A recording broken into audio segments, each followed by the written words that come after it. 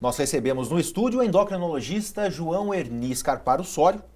Queria te agradecer por atender o nosso convite para a gente falar de um assunto que é muito importante nos dias de hoje, que é a obesidade. Bom, eu agradeço também a oportunidade de poder falar sobre um assunto tão importante, tão prevalente no nosso meio, que é a obesidade, causadora de tantas comorbidades que matam, inclusive, diabetes e hipertensão.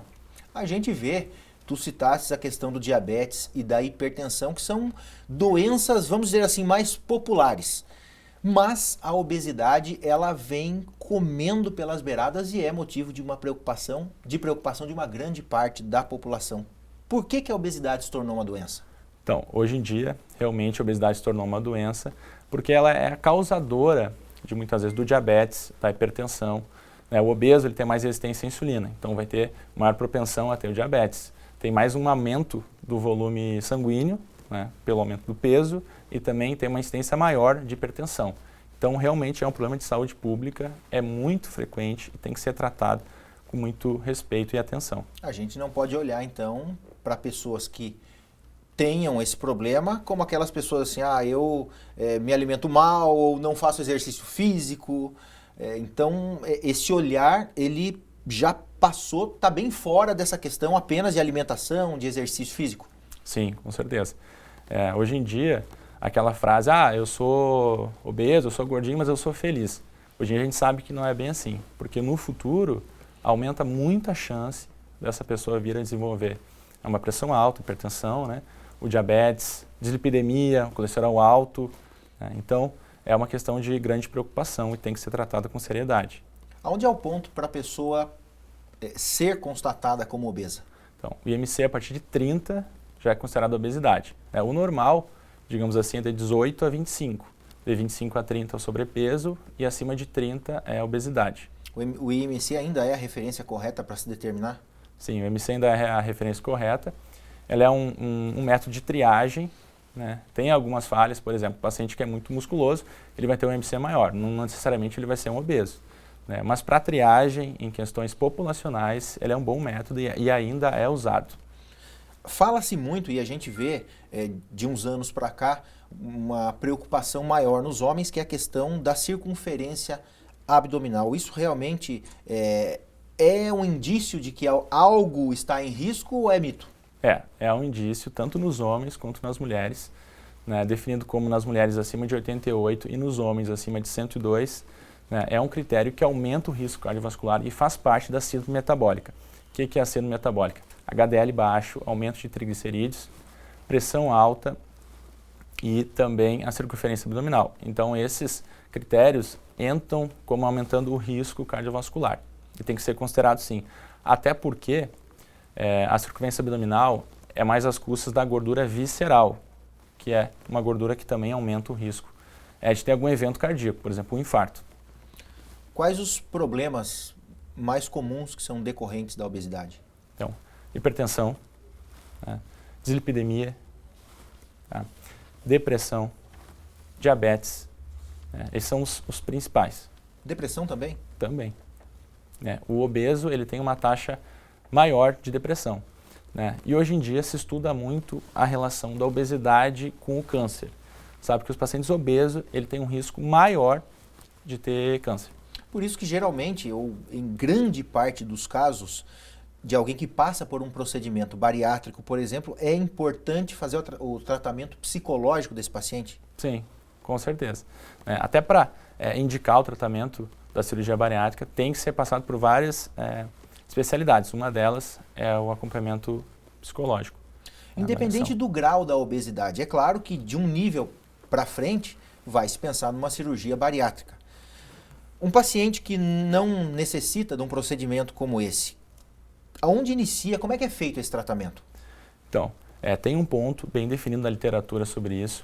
O paciente que tem IMC maior que 35 com comorbidades, ou seja, paciente com IMC, por exemplo, 37, com hipertensão, diabetes, ele tem indicação de ser avaliado, não é indicação de bariátrica, é de ser avaliado para fazer a cirurgia.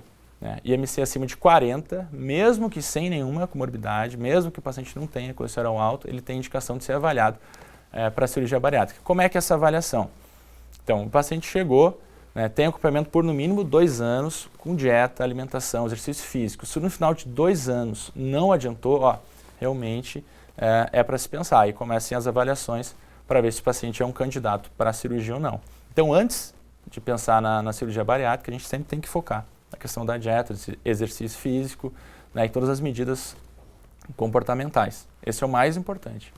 Aonde o exercício físico e a dieta balanceada ela vai resolver e aonde entra o tratamento medicamentoso? Então, exercício físico e dieta, a reeducação alimentar são os pilares do tratamento da obesidade.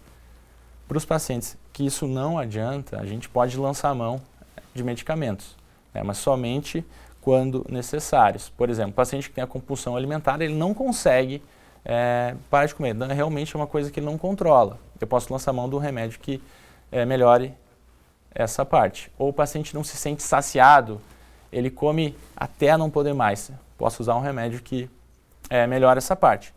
Mas a questão, né, são secundários no tratamento, não são os principais. Eu sempre tenho uma frase que eu gosto de usar, é que os pacientes não querem emagrecer, eles querem ser emagrecidos.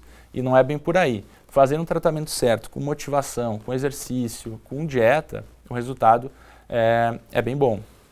O cortisol, que é conhecido como o hormônio do estresse, é usado em alguns pacientes, porém o ganho de peso é uma coisa natural. O que se pode fazer para controlar esse hormônio para o paciente que usa isso aí ele acabar não ganhando peso? Existe alguma fórmula? Existe. Excelente pergunta. Essa é uma causa muito frequente, né? E gostaria até de esclarecer, né? Quando o paciente chega num consultório, uma das primeiras avaliações que eu faço é se essa obesidade ela é secundária a alguma coisa ou ela é primária. Se tem alguma doença por trás daquilo. O que poderia ser? Uma dessas coisas é o aumento do cortisol, né? O paciente que tem síndrome de Cushing, como a gente fala, que é o cortisol aumentado, ele vai ter algumas manifestações, né? Por exemplo, estrias violáceas, roxas na barriga, né? Giba, principalmente, que é gordura nessa parte aqui, a face enluachê, aquela face redonda, né? Nas mulheres, a menstruação fica irregular ou até a amenorreia, que é a falta da menstruação, então isso sempre tem que ser pensado, né? E também hipotireoidismo, por exemplo, tem que ser avaliado. Então todas essas questões eu tenho que avaliar no consultório para saber se o paciente realmente ele não consegue emagrecer por conta de uma doença ou se isso é somente medidas comportamentais, de exercício, mas essa questão tem que ser vista. E se, por exemplo, assim, chegou um paciente, eu suspeitei que ele tem o cortisol aumentado. Eu faço o teste, ele realmente tem. Isso tem tratamento, tem que ser tratado, não é simplesmente com dieta. Tem um tratamento específico para essa condição do cortisol aumentado. A gente vê muitas pessoas falarem, estou tomando água com limão, água de berinjela, vinagre de maçã. Isso é mito ou realmente, em algum ponto de uma reeducação alimentar, vai ajudar para a perda de peso? Agora com a internet, muitas pessoas acabam falando, criam canais no YouTube e falam, né, experiências próprias. E muitas pessoas tomam isso como sendo verdade, né? Assim, eu sempre comento que a melhor coisa para o paciente fazer, né, é aquilo que ele consegue fazer, consegue se adaptar.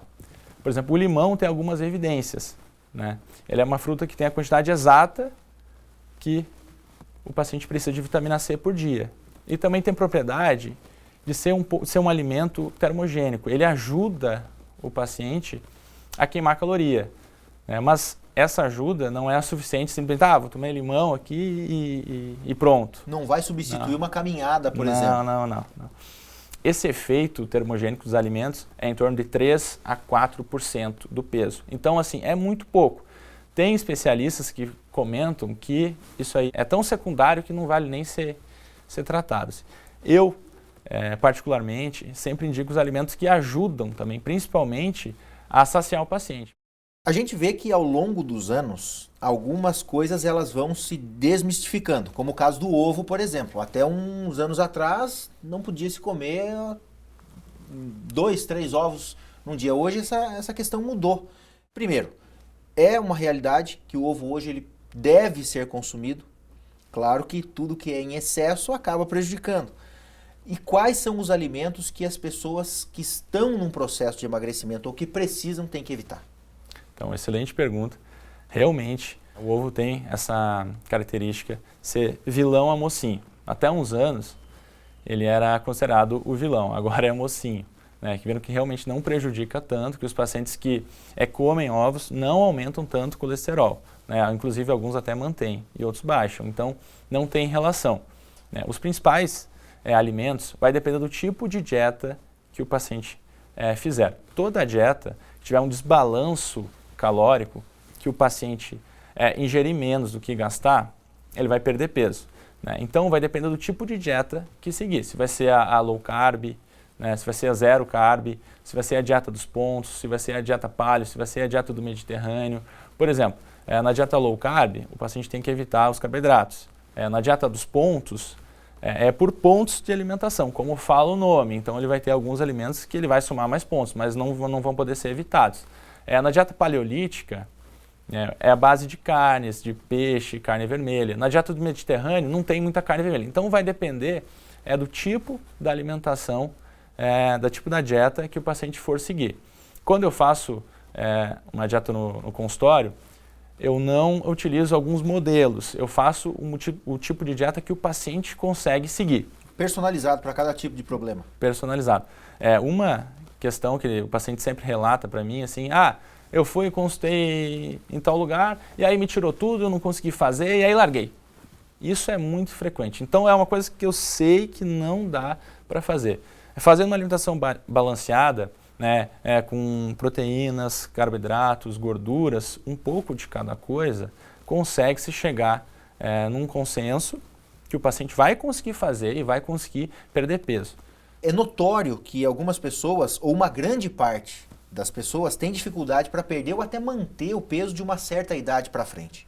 Com o passar dos anos, a taxa metabólica basal de cada pessoa ela cai, muito às custas da diminuição da massa muscular. Então, sempre é importante, né, o paciente fazer exercício contra a resistência para aumentar essa taxa metabólica basal e aumentar a massa muscular e facilitar a manutenção ou aumentar a perda de peso. Só, no caso, o exercício físico, a academia, resolve essa questão ou alguma coisa que se possa fazer para ajudar nesse processo? Uma questão muito frequente os pacientes que praticam atividade física ter uma baixa ingesta de proteína na dieta. Não ter noção do quanto que precisa. Ou concentrar toda a ingesta proteica numa alimentação só. Essa também é um grande problema. Não, mas eu faço tudo, eu como 3 bifes no meio-dia. Não vai resolver, entendeu? Então, sempre tem que ser distribuído. Esse é um dos principais pontos que eu vejo que consegue melhorar bastante, assim, no momento que tu esclarece quanto que cada alimento tem, né, de proteína, de carboidrato. Porque a primeira coisa é realmente fazer isso, fazer um inquérito alimentar completo do paciente. O que ele come, né, quais são as porções e explicar, porque muitas vezes o paciente não tem noção, né, a população não tem nem como saber, né, quanto que tem de valor nutricional em cada alimento. Por exemplo, outra questão muito frequente vir um paciente falar que eu parei de tomar refrigerante, agora eu estou tomando suco de caixinha. É tão ruim quanto, né? Tem tanto açúcar quanto o refrigerante. Então, tem alguns mitos, né, que têm que ser explicados e tratados, né, e só de esclarecer, o paciente consegue melhorar. Sabe que chegam muitos questionamentos, principalmente de mitos que as pessoas acabam incorporando aí no vocabulário, no conhecimento ao longo do tempo, que nem sempre são verdade. Uma outra questão é a questão de comer à noite. Não pode comer à noite, ou não pode comer carboidrato à noite que engorda. O que de verdade ou não tem nisso? À noite, a pessoa vai ter o sono, vai dormir e não vai gastar tanto. Então, por exemplo, se puder evitar de fazer uma ceia com 2 pratos de massa, né, aí entra naquela questão de fazer uma alimentação balanceada. Né? Tem pacientes que não têm fome durante o dia, né? Não tem fome de manhã, não tem fome à tarde e vão ter fome somente à noite. Né? Nesses casos, a gente consegue aumentar um pouquinho a proporção, né? Por isso é importante sempre individualizar. A gente consegue aumentar um pouquinho de proporção dos carboidratos à noite sem ter prejuízo, mas tem que ser cuidado. Para a gente terminar, doutor, o que seria hoje uma alimentação adequada? O que comer de manhã, o que comer na hora do almoço, o que comer à noite, o que evitar? Então, a alimentação adequada é uma alimentação balanceada, suprindo todas as carências e necessidades do paciente. E também a dieta que ele consegue fazer, né? A melhor dieta para cada um é a dieta que consegue fazer. Como eu falei antes, não adianta colocar, eu quero fazer low carb e o paciente simplesmente não conseguir, ou ficar com um humor muito deprimido, ou ficar muito ansioso, então não adianta, né? O evitar vai depender do tipo de dieta que seguir, né? Via de regra, os alimentos assim, processados, né, que tem gordura trans, né, que é a gordura hidrogenada, tem que ser evitados, né? Alimentos mais calóricos tem que ser evitados. Fritura. Então, fritura, exatamente. São alimentos que acabam Exatamente. colaborando para Exatamente. o processo da pessoa ficar mais gordinha. Exatamente. Doutor, eu queria te agradecer, já deixando um convite para voltar novamente. Eu sei que depois desse papo e diariamente chegam questionamentos, dúvidas e até mesmo dicas para as pessoas, né, poderem ter aí uma alimentação balanceada e, consequentemente, uma vida mais saudável. Queria te agradecer e já deixar o convite para voltar. Eu também agradeço, dizer que desde já aceito o convite, sei que vai surgir muita pergunta e muito assunto, né, e eu estou aqui para justamente tratar e esclarecer esse assunto tão importante, né, que é a alimentação, o exercício, né, a obesidade em si, tem que ser tratada com muito respeito. E a gente deixa aí para vocês os nossos canais de comunicação, dúvidas, perguntas, questionamentos, curiosidades, fica aí facebook.com/TV Cachoeira e também o nosso WhatsApp 51 99769 7129. Mande o seu questionamento, mande a sua pergunta que a gente vai estar encaminhando para o Dr. João e com certeza, com muito carinho, ele vai responder para você. Nós voltamos aí no estúdio.